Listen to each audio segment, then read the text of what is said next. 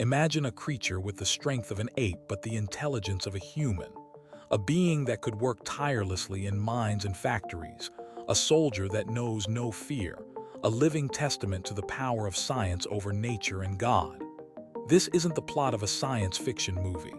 This was a real, top-secret project, funded by a world superpower.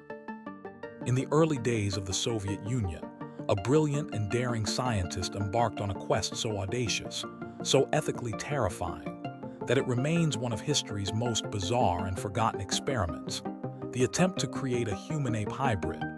This is the story of the Soviet Humanzee. It's a tale of revolutionary fervor, scientific hubris, and a dark ambition that pushed the very boundaries of what it means to be human. The man at the center of this incredible story was Ilya Ivanovich Ivanov. To understand the project, you first have to understand him. Ivanov wasn't some fringe mad scientist working in a basement. He was a world-renowned biologist, a pioneer in the field of artificial insemination. Think of him as the Elon Musk of early 20th century biology: ambitious, brilliant, and not afraid to tackle the impossible. By the 1920s, he had already achieved international fame for his work. He could take the seed of a prize-winning stallion and use it to impregnate dozens of mares, revolutionizing horse breeding. He didn't stop there. He was fascinated with creating hybrids, crossing different species to see what would happen. He successfully created a zedong, a hybrid of a zebra and a donkey. He crossed a bison with a domestic cow. He even experimented with crossing mice and rats. To Ivanov, the boundaries between species were not sacred walls, but fascinating puzzles to be solved. And he was the best puzzle solver around. But his ultimate ambition lay with the most challenging hybrid of all, one that involved our own species. He looked at the chimpanzee, our closest living relative, sharing roughly 99% of our DNA, and he saw not just an animal, but a possibility. Could he bridge that final 1% gap? The timing for such a radical idea couldn't have been more perfect. We're in the Soviet Union in the mid-1920s. The Bolshevik Revolution is still fresh. It's a period of immense upheaval and radical experimentation in every field: art, society, and especially science. The new communist government was on a mission to build a completely new world, a worker's paradise. And to build a new world, they believed they needed a new type of human. Old traditions were being thrown out. Religion was being aggressively suppressed. The state was officially atheist, and anything that could undermine religious belief was encouraged. Charles Darwin's theory of evolution was not just accepted, it was celebrated as a tool to debunk the story of creation. In this environment, the idea of creating a human-ape hybrid wasn't just a scientific curiosity, it was politically charged. Proving that humans and apes could interbreed would be the ultimate, undeniable evidence of our shared ancestry. It would be a scientific hammer blow to the church.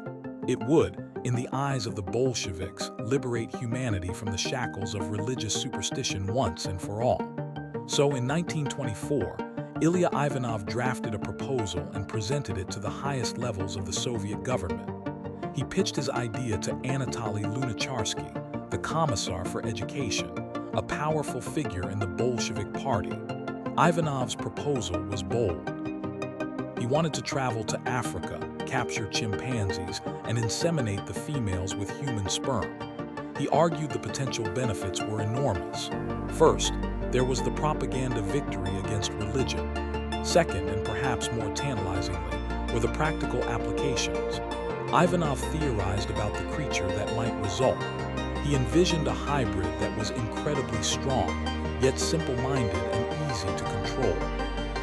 A new subhuman workforce that could perform grueling manual labor without complaint. Think of it, an army of tireless workers for the new Soviet state. Others whispered of an even darker purpose, the creation of the ultimate soldier, a warrior with the brute strength and aggression of an ape, but the ability to understand and follow orders. A soldier who would be less sensitive to pain, require less food, and be utterly fearless in battle. The Red Army, they imagined, could be unstoppable with legions of these creatures.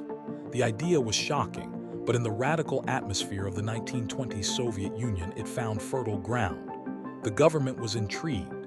They saw the potential. In 1925, the unthinkable happened. The Soviet Academy of Sciences, with the backing of the government, officially approved Ivanov's project. They granted him what was then a fortune, $10,000 to fund his expedition. A major world power was now officially in the business of trying to create a human-ape hybrid. With the Kremlin's money in his pocket, Ivanov's dream was set to become a reality. His destination was French Guinea in West Africa, a region known for its large chimpanzee population. However, he couldn't just show up and start his experiments. He needed a base of operations. Through scientific connections, he arranged to use a primatology station in Kindia, which was run by the Pasteur Institute of Paris. In March of 1926, Ivanov and his son, who was also named Ilya, arrived in Africa. The reality on the ground was far more difficult than they had imagined. The jungle was unforgiving. Chimpanzees were powerful, intelligent, and incredibly difficult to capture alive and unharmed. The locals were wary of the strange Russian scientists and their bizarre requests. The French colonial authorities were suspicious. They had given Ivanov permission to conduct research, but they had no idea about the true, shocking nature of his work. His plan was to capture mature female chimpanzees and inseminate them with human sperm. The first major ethical question immediately arises: where did he get the human sperm? The records are murky, but it's widely believed that the donors were Ivanov himself and his son. They were isolated in the jungle, and it was the most readily available source. Think about the sheer audacity of that for a moment. Ivanov was so committed to his project that he was willing to use his own genetic material to create this new species. The first attempts were a complete failure. The captured chimps were often injured or died from the stress of captivity. Insemination procedures were crude and unsuccessful. Time and money were running out. Ivanov was growing desperate. His initial plan had failed. He needed a new approach, and the one he came up with was even more disturbing, more ethically monstrous than the first. If he couldn't make a female chimp pregnant with human sperm, perhaps he could do it the other way around. He decided to try inseminating human women with chimpanzee sperm. This was a line that no scientist had ever dared to cross. Ivanov began looking for volunteers among the local African women. He approached the local hospital, and under the guise of providing routine medical examinations, he planned to secretly inseminate them without their knowledge or consent.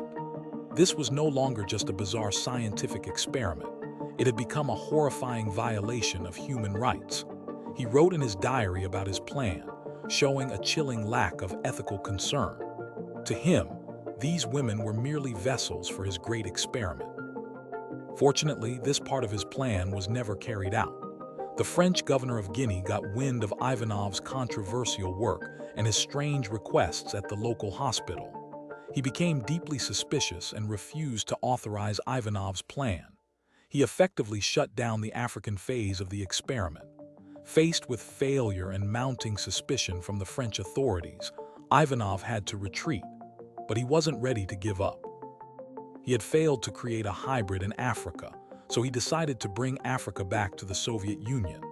He managed to acquire a number of chimpanzees, including several adult apes, and arranged for them to be shipped thousands of miles away to a brand new facility. The Soviet government, still backing the project, had established a special primate research station for him in Sukhumi, a warm, subtropical city on the coast of the Black Sea in Georgia. It was the perfect climate for the apes. The experiment was entering its second, even more ambitious phase, now on home soil. Once the apes were settled in their new home in Sukhumi, Ivanov's project took on a new urgency. He had the chimpanzees. Now he needed the other half of the equation, willing human volunteers. This time, there would be no secrecy or deception. He needed Soviet women who would knowingly and willingly agree to be inseminated with ape sperm and carry a hybrid fetus to term. He put out a call for volunteers. You might think that no one would ever agree to such a proposal, but you would be wrong. This was the Soviet Union, a place where citizens were taught to sacrifice everything for the cause of science and communism. To some, this was not a monstrous experiment, but a patriotic duty. In Incredibly, at least 5 women volunteered. We only know the identity of one, a woman known in the records